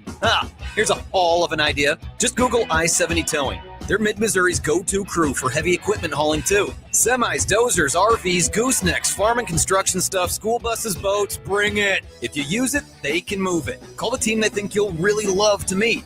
I70towing.com. Goosenecks. Give me some long necks. From elegant weddings to corporate lunches with flavor and flair, Courtyard by Marriott Columbia brings the party and the pros. It's the home of Main Event Catering, and with every event, you'll get an award-winning chef, full banquet staff, and drop-and-go options for any size crowd. And the event center holds up to 300 guests with 8 flexible rooms. If you need help, there's a Marriott certified wedding coordinator on staff too. Book now by calling 573-443-8000. If it's Mizzou sports, it's happening here. Now, back to the big show on KTGR. Chris saying on our text line, 875-KTGR, Auburn has lost 6 of their last 7. Tournament team, no way. NIT team. Maybe Bruce should come back and coach them. First of all, I don't think that's happening. That guy's out. So he's got his kids set up right where he wants them. Exactly. After all the scheming he did. Yeah, that is not the way we want to see it happen. But yeah, it is a fascinating case study. Auburn's got really good metrics. Their resume lately has taken some hits. We should acknowledge that 4 of those losses over that stretch have been to top 20 teams. Yeah. Ish. Mizzou beats top 25 teams when it plays them, though. That's true. Well, that's why Mizzou's ahead of Auburn, I think, right now, and in a lot of the bracketology stuff, wins above the bubble, Barely. things like that. But like that's the push-pull, right? Because Mizzou, I think, clearly a better resume. Auburn, clearly better metrics, and then they come and meet in the middle somewhere. So, like, that's kind of what you look at as far as down the stretch here. Can Mizzou keep adding to the resume to overcome what is kind of not the best net ranking, KenPom, whatever you want to use? That can obviously be overcome. Mizzou's done that. Auburn is being buoyed in spite of the fact that they're probably going to finish below 500 in conference, but have challenged themselves this year. So they're going to get credit for it. I think they are not great, but also not bad enough to miss this field in a year where I think the bubble's kind of weak. I do think you eventually need like a certain number of wins or not 16 losses or whatever they're going to end up with. No, but it's not going to look great. No. Yeah. I mean, it's a very unique schedule that like they scheduled either exactly how they intended to because they knew that it would work out this way, or they scheduled like they were going to be a top, 5 team again. And with a 20-10 record, it was gonna be like, look at all these great wins we picked up. And yeah, we got 10 losses, but we're 21-10 and we're a 3 seed because of it. Like, that's kind of what it reminds me of, where you see those teams like the Michigan States of the world. They do this every year. Michigan State will schedule really, really tough. And then you look at their record and they're like, why do they have 10 losses? And then it's like, well, they played a lot of really tough games and they're still going to be a high seed because of it. I don't know what the record is this year, but they're really good this year. They're 22-5. So like they're really good this year. Yeah, they scheduled tough and have done well against it. So they are, they're in the conversation for a So that's what 2 Auburn seed. thought they could be, maybe. I don't know, but it has not come together that way. They're great last year. Just don't know how smart that was because they were losing a lot. I mean, they got one or two big guys in the portal, but Yeah. I don't know. It's truly fascinating, though, because it is the exact 180-degree turn from what Mizzou did. Like, Mizzou only scheduled Kansas and Illinois because they have to. Yeah. It's the rivalry games. And the Notre Dame thing was part of the challenge, so that wasn't chosen by them. Yeah. And then you played. You had Minnesota on the books for a home and home already, so you already played that. scheduled. Yeah. And then you had the rest of the games were against HBCUs and a couple of, but former at least coaches that Gates knew. At least you went to one of those HBCUs, and because you went there, it's not a quad 4, it's a quad 3. You're joking. Really? Yeah, Howard's a quad 3 game. Shout out Howard. Yeah. Well done. And by the way, Minnesota's quad 2. Okay. So, let's calm also down, helping everybody. What's their record? They are not going to make the tournament. They are 68th in KenPom. Yeah, 13 and 15, 6 and 11 in the Big Ten. But okay, that's more Big Ten wins than I thought they'd get when we watched that game. But I also thought Mizzou stunk. They have beaten Michigan State before. Minnesota has. So they don't have nothing. Okay. So beating Indiana, beating Again, Iowa. I have to retrain myself because I thought Mizzou was terrible during December when I was like, oh my gosh, you almost lost to Minnesota. They're not going to win a conference game. But did they almost lose to They won that game by 23. Like, come on. They played horrifically in the first half, but they did not almost lose. That's accurate. They once Mizzou pushed them with one little pinky, they just toppled. And the rest of the game, they were just Mizzou ran right over them. But you're right, they didn't almost lose. That was a misspeak. That was wrong. And so I think that part of it. Now, what dragged down Mizzou's metrics quite a bit wasn't even just the losses that they took to Kansas and Illinois and the way they happened. It was also the fact that, look, you had a close call against SEMO. You only beat them by 5.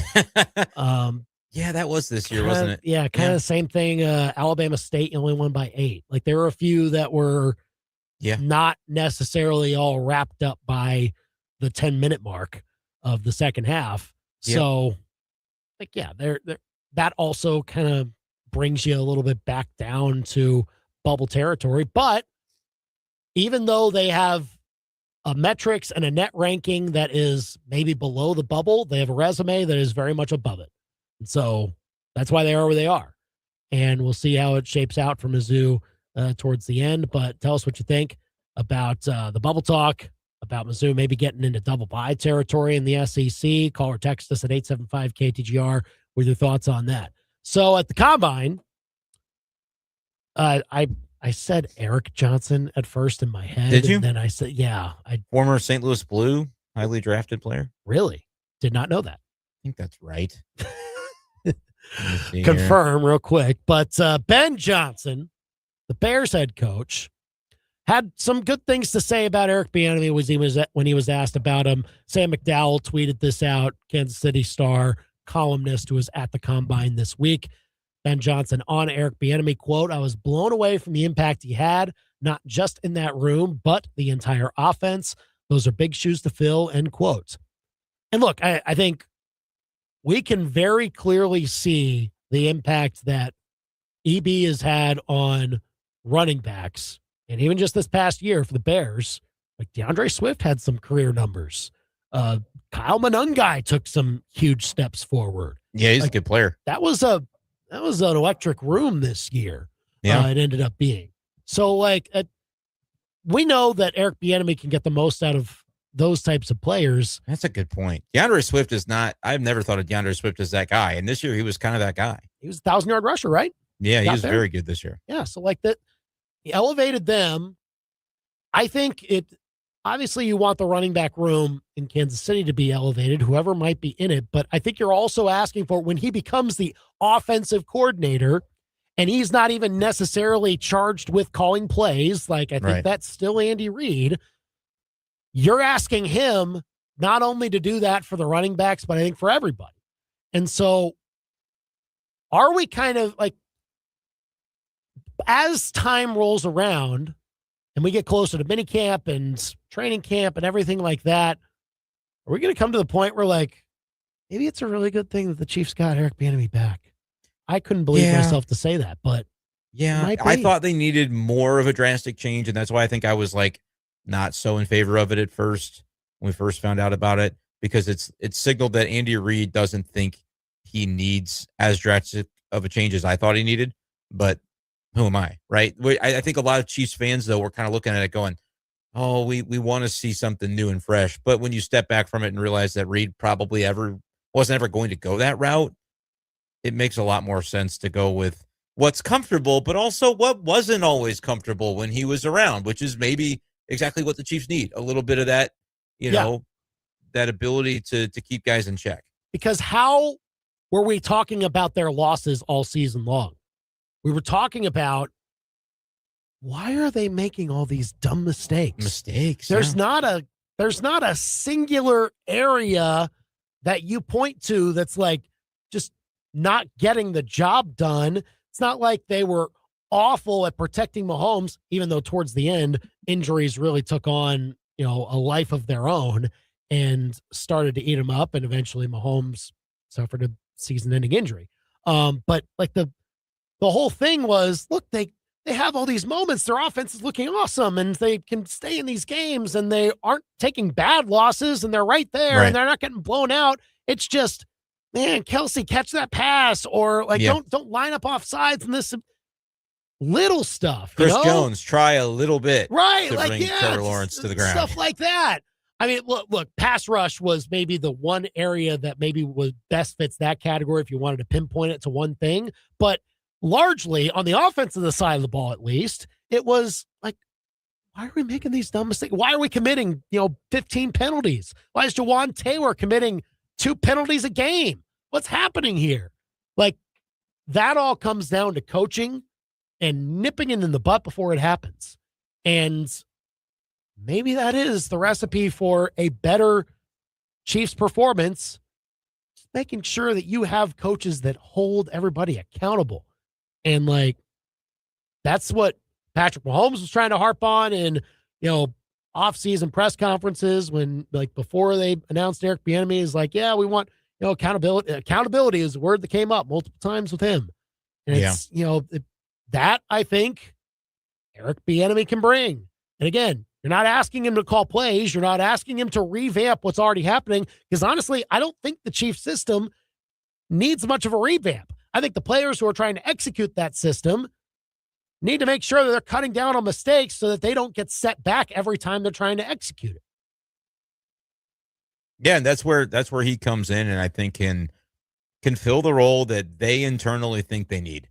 And that I've been skeptical of, like, not suddenly that Andy Reid's not a good coach, but I've been like, kind of going to be time to prove it again. Yeah, has been my mentality. But I think maybe this ends up showing exactly the type of introspection that we want from him of, all right, here's what we lacked, and here's that, here's that SOB that's going to bring it. You know what I mean? And just to have that awareness is, I think, what we're hoping comes of this situation. Call or text us at 875-KTGR. So Eric Bieniemy got high praise from Ben Johnson. And again, like, it's the combine. What's he going to say, though, too? Right? Like, he's going to say nice things anyway. But why not just take the mantra of believe all the positive things and don't believe all the negative things, right? That's the time of year to do that. That's what you do. Honestly, more than him talking up Bieniemy, you just saying the name DeAndre Swift is where I'm like, you know what? That's kind of true. Because DeAndre Swift was never considered to be like, I didn't think DeAndre Swift would be in Chicago for 2026 until he had the 2025 that he had. So maybe there's something to it. Only you probably know because you're a fantasy diehard, but only the fantasy diehards were like, hey, maybe Kyle Monangai. Nobody knew Kyle Monangai's name. I was anti DeAndre Swift, so I was pro Kyle Monangai. You're going to Kyle but Monangai. It ended up being both of them was the answer. Right. So I think that's like, look, whoever the Chiefs go and get, like, it wasn't just going to be, okay, you go and sign Travis Etienne and your running back room is better. I think you need the coaching staff that knows how to bring out the best of those players, because if you don't get that coaching staff, you risk not getting their best. Sometimes those players need the right coach and the right fit to push them to the point where they are putting up those types of numbers. If Eric Bieniemy can do that and revamp the Chiefs system to that degree of just making sure that mistakes get cut down, then there could be better returns for what the Chiefs offense can be in 2026. Need Mahomes healthy, back, and ready to go week 1, obviously. He'll be ready. I mean, he'll tell you that for sure. We'll see how the Chiefs plan around making sure he is protected this year. Yep. And how they decide to do that in the draft. And what the combine could show is possibilities to add to that room. 875-5847 if you want to call or text us here. We have a live local sports center coming up. And then these proposed penalties from the NCAA against football programs that decide to bring in a transfer player that did not enter the transfer portal during the window. So like trying to cut down on players that just, oh, I'm not at this school anymore. Oh, I'm just going to join this team in, March. And hey, I can play now. Looks like the NCAA is trying to cut down on that. We'll get to what they're trying to do and what the penalties might be next after this live local sports center. Now, your local sports center update on your total sports station, KTGR. Good afternoon. I'm Billy Jones. This Sports Center update is with Lee's Tire Company. If it's rounded rubber, Lee sells it. Lee'sTireCompany.com. Mizzou men's basketball picks up another top 25 victory yesterday as they topped Tennessee 73-69 at Mizzou Arena. Mizzou now moves to 19-9 on the season, 9-6 in the SEC, currently tied for 6th place. Sophomore guard Teo Barrett had a career best 28 points, including 16 in the second half. Mark Mitchell pitched in 23 as well. Those two combined for 51 of the Tigers' 78 points. After the win, 73 points. After the win, ESPN's bracketology expert Joe Lenardi has moved the Tigers into the last 4 buys category. They're back in action Saturday afternoon against Mississippi State. Tip-off set for noon. You can hear the pregame show right here on KTGR beginning at 11:30. Mizzou women's basketball plays their penultimate regular season game tomorrow, 7 o'clock, as they take on third-ranked South Carolina on the road. Pregame show begins here on KTGR at 6:45. This is the second of 3 straight games against top 10 teams for Kelly Harper and company. Up next, your ABC 17 Storm Track forecast.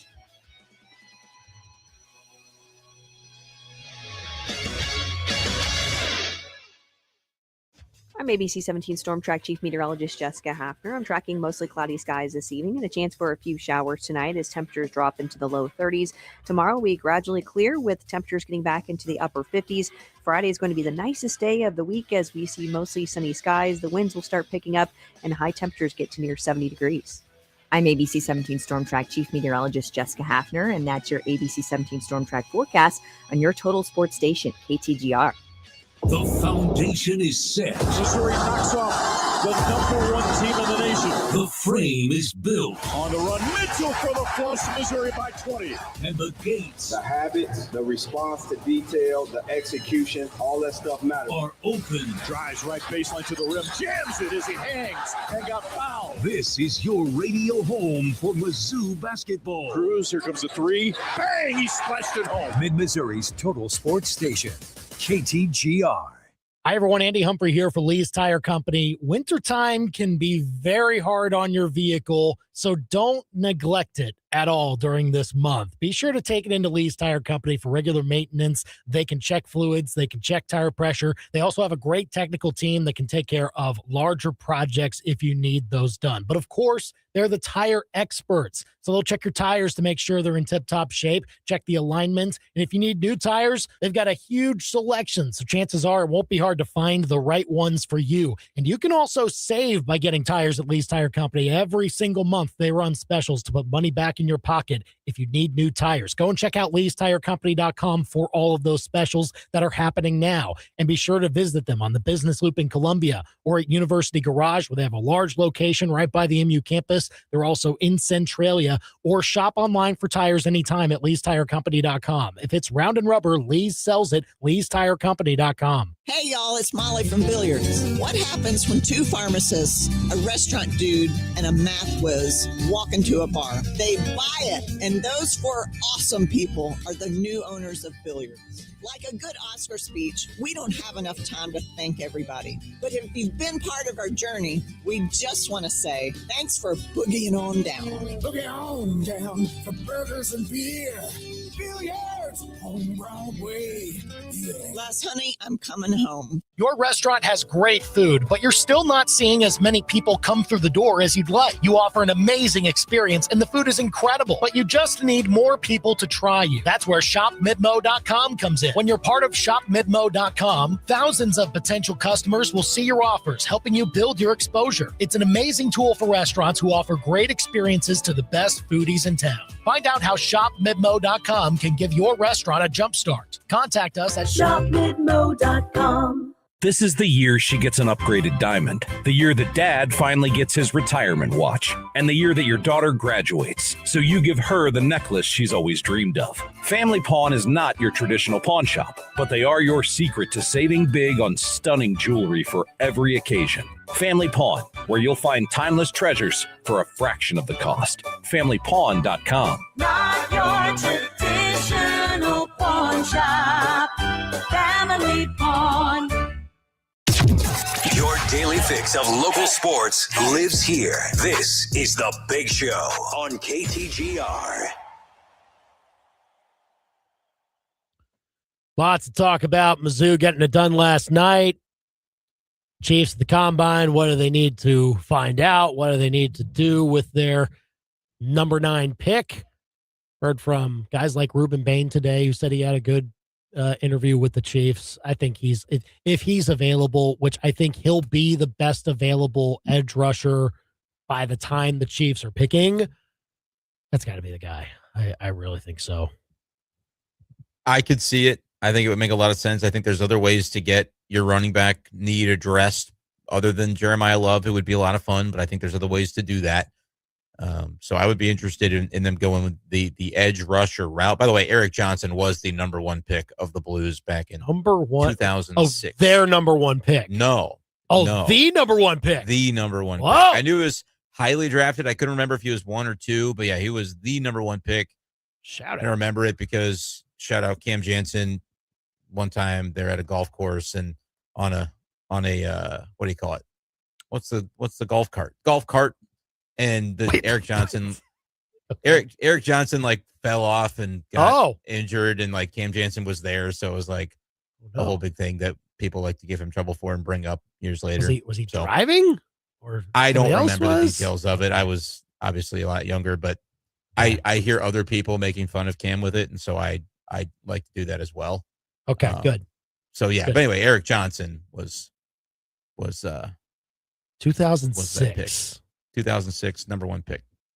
And did he did it pan out? Like, was he good or like no, not. I'm kind of a novice at the Blues really history, exactly. Yeah. He was eventually traded, and then like has had a long career, but not the Blues didn't benefit from his selection. I think it was a deal where like they named him a captain maybe pretty quick, and it was like right after Pronger, and so it was like it didn't really work out. He was a defenseman.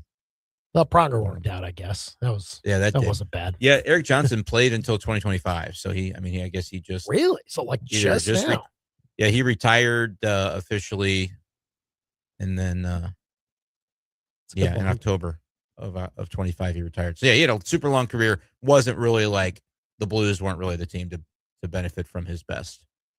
Yeah, so there you go. Happens. Your Eric Bieniemy mistype ended up. Well, I combined Eric Bieniemy and Ben Johnson. Yeah. So that was Eric with a K for whatever that's worth. So okay. I wasn't envisioning it that way. You weren't, but that's why I felt I had to bring it up. That's a good distinction. Glad to be sure I framed it that way. 875-KTGR. Give us a call or a text. Okay, so I don't know how rampant this might be, but at least now the NCAA is trying to do something about it and nip in the bud something that maybe college coaches try to do. And I know for sure, like, it's happened in the past that a player is no longer with a program. Right. Just at some point is not at the school anymore. They just leave. Maybe the transfer portal's open. Maybe it isn't, but they just leave. And they enroll at another school.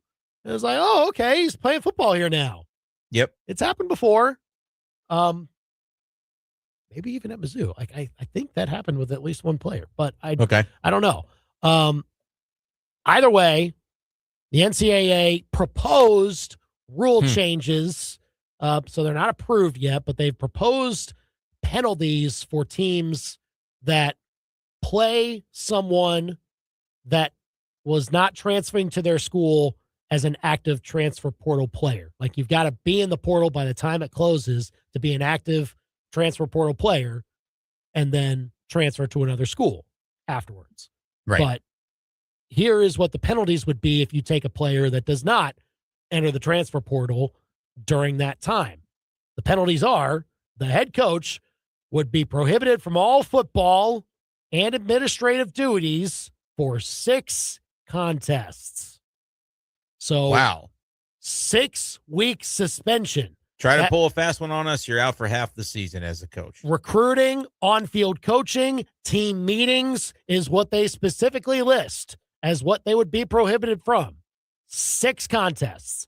Also, school would be fined 20% of its football budget. That's wow, pretty big. Yeah, in the millions.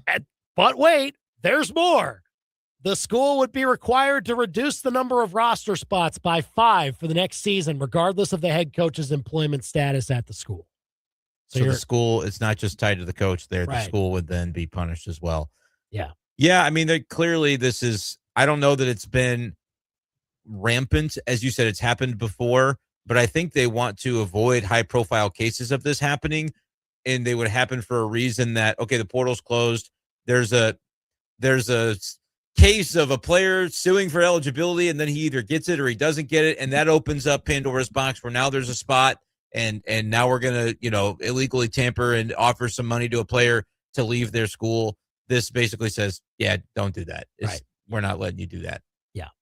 Before, like, there's a big one that it happens with. Like, it's happened, but I can't think of, like, the biggest example off the top of my head. They're saying, do not do this. You cannot do this. Well, and maybe even something in the case of, like, if like Joey Aguilar was trying to sue for another year, he didn't get it, but I don't think entered the transfer portal. And so, like, well, you can't, if he had gotten that extra year, but maybe didn't want to spend it at Tennessee per se, like, then you can't go to another school. You're just stuck in Tennessee. Which, I mean, that'd be a terrible place to be stuck. I know. Yeah. Their fans are so funny. They really are. After last night, I saw them giving tweets. you the whole, like not necessarily you, but like no, they were saying the whole. Somebody said the Super Bowl line. Yeah, Mizzou playing at Super Bowl. Really? Come on. I didn't know we did that in basketball. I thought that was just an inane comment they made during football season, but apparently it is equal opportunity. No, they do not discriminate there at all. Might even do that in baseball times. Who knows? Oh, I'm sure that they do in baseball. But yeah, no, those are some pretty stiff penalties if you try to do something like that. Now the question is, okay, you have these rules, NCAA, you have these penalties that are completely clearly spelled out. Yep. Will they be enforced? I think yes. I think this is one that they can enforce because now, granted, the person bold enough, I think they make the penalties so far beyond the pale that they're trying to encourage nobody to try it. That's coaches and the players too. Like, the player is not going to necessarily be in a spot where they're, trying to, they get a bad agent that tells them, yeah, you can, try and do this. You'll get a lot of money. They're trying to make it so exorbitant of a penalty that nobody thinks to do it, because that way it never comes up in that, okay, the person that is bold enough to try it is going to sue And then we're going to see if a court of law decides that you can prohibit, student athletes from pursuing their interests elsewhere. You know what I mean? Like it becomes preventative to try to avoid the lawsuit from happening in the first place, because I don't know if they'd win the lawsuit. Yeah. They didn't win on a lot of other stuff because guess what? They're not student athletes, they're employees, and you just have refused to call them that for a lot of various reasons. And for as long as that goes on, they're trying to keep the stranglehold there. Well, I'd amend it to they're not amateurs, they're professionals. That's what it is at this point. They're making all kinds of money for this now. The student athlete thing, like, I'm not a coach. I can say it's a farce. Like, it's not in the revenue sports, especially we're talking about football, basketball. You're not going to those places because of the academics.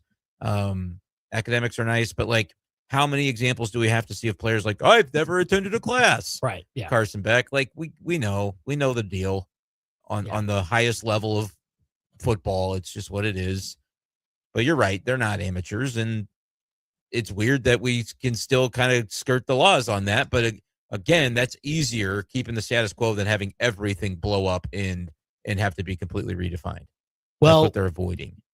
I would at least hope that the NCAA spells out clearly penalties like this for maybe other areas that maybe coaches are circumventing already, more so than maybe specifically this, So like basically issue, what would be the example though? Like the tampering stuff? Yeah, tampering or,